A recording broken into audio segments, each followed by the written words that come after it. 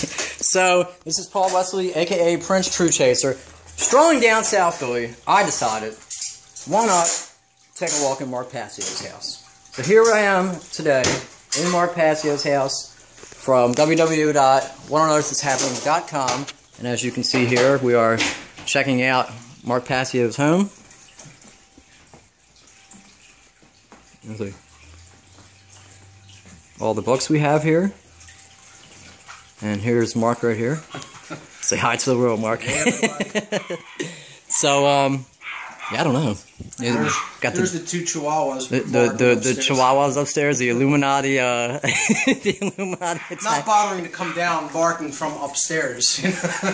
They're the lazy chihuahuas. We got the goldfish over here. Or the fish tank. Yeah.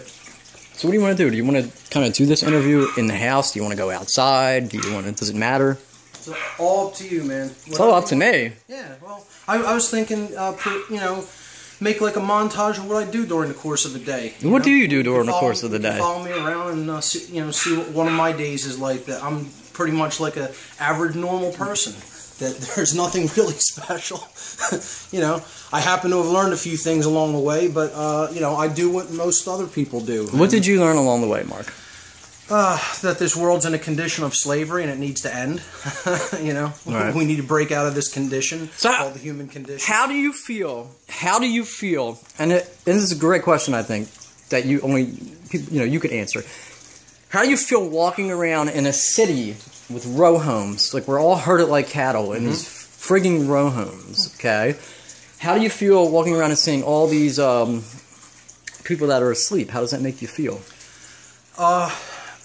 Absolutely, more people are asleep than not. Most people are, and it can be difficult. I'm not going to lie and tell people it's so great and it's so easy to do. It's knowing what I know and knowing that most other people don't know what I understand, have come to understand.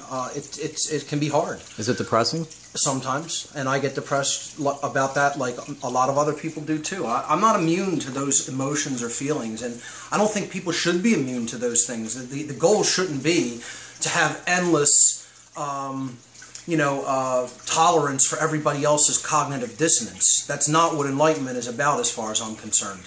We need to be influencing people and helping to wake them up, and you do that by first fully waking yourself up, and then putting the word out there for other people. So you're taking action with what you're doing. You're interviewing people. You're getting the word out there. You're building your own media.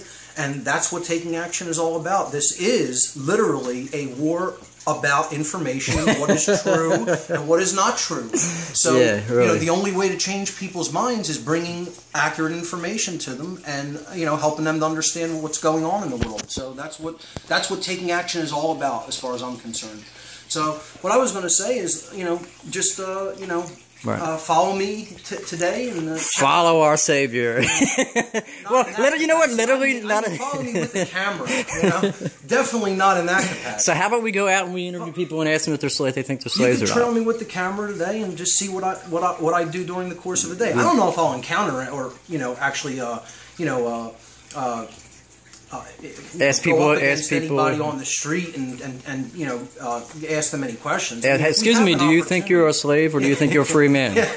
Real quick, my daughter was real excited about this interview, my oldest, and me and her got into an argument at her house, and I said, well, I'm not fit to be a slave. I said, well, do you think you're a slave, Mark Passio? I am absolutely not a slave. Now her point was, well, you're awake in a slave world with slaves around you, so therefore, even though you're not a slave mentally, you're still a slave physically. I would maybe begrudgingly say that is the case, but only because of other people's belief systems.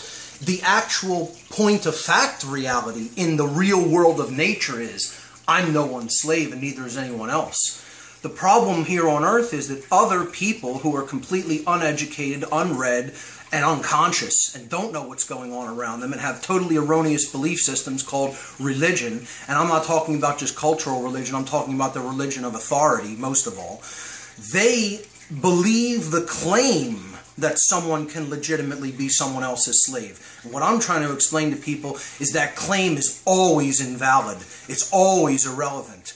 It doesn't make a difference who claims that, at what point in history it's claimed, who claimed it, where they claimed it. They're always full of crap. Okay? It's always false. So you're not anybody's slave. You're not anybody's slave. I'm not anybody's slave. Nobody is anybody's slave, ever or anywhere. That's the truth of the reality that we live in. But unfortunately, there are people out there who refuse to accept that as the truth. That is the problem. They have to be made to accept that as the truth. And they're going to be made to accept that as the truth. It is about forcing that idea on other people. See, that's where I'll completely turn off all the New Agers, and that's fine. Get offended by that statement, okay?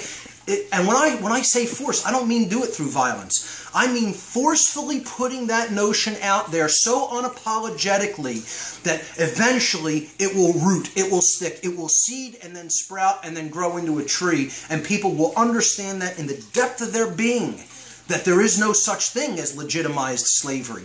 It cannot be and actually be legitimate and for real, okay? So that's what we have to get other people to understand. Another thing that she said was, she said that, you know, which I understand. I said, well, you know, one day you're going to have to change the world and you're going to have to get up and fight for the future. And she goes, well, if that's what I want to do. And I said, well, you know, sweetheart, there's going to come a time where that's all you're going to have to do. Right. What do you think about that?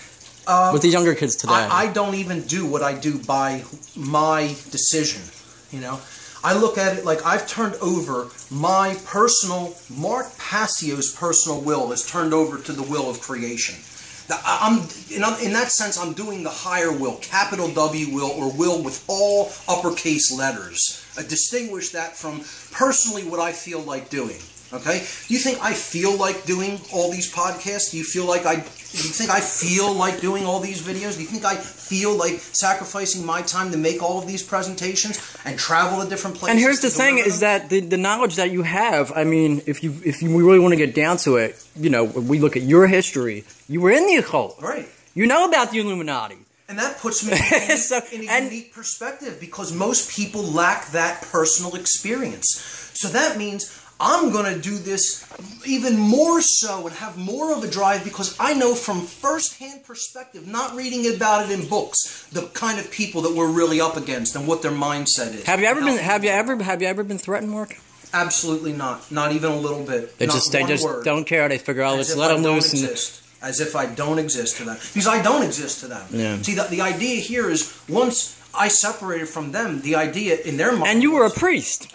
Well, yeah, that's a low-level position, but nonetheless. But enough to know what's going on. Mark, real quick before we hit the road, this is again Paul Wesley, a.k.a. Prince True Chaser. I'm here with Mark Passio, the Illuminati Slayer. I'm just kidding. We're just having fun. We're having a couple laughs, but you have to or you go completely frigging insane. Other than that, and what we're going to do is we're going to take a walk with Mark. We're going to see what's going on in a day of Mark Passio. And Mark, real quick, a lot of people that are getting into this, I see a lot of them dropping out. They say, okay, well, I've done enough. I've done a couple podcasts. This is it. Yep. You know, I want to enjoy, have sex with my wife all the time, settle down in the woods. I want to give it up. Right. I've done enough for humanity. Do you feel sometimes that you want to quit? And what is your message for them that want to quit? I would say I used to feel like that. Now I kind of have rejuvenated my personal will to continue because, again, knowing deeply enough what we're really up against, that's not an option.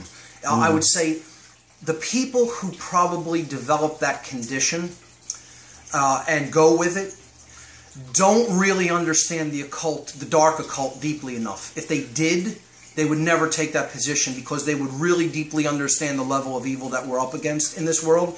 And then quitting would not even be an option. Not an option. Thank you so much for this tour of your beautiful home. We're not going to go upstairs on that junk. But look at that TV. Woohoo! Mark's making money. No, I'm only kidding. But all jokes aside, guys, this is, again, the intro for Mark Passio's in-home interview. Thanks a lot, Mark. You got it.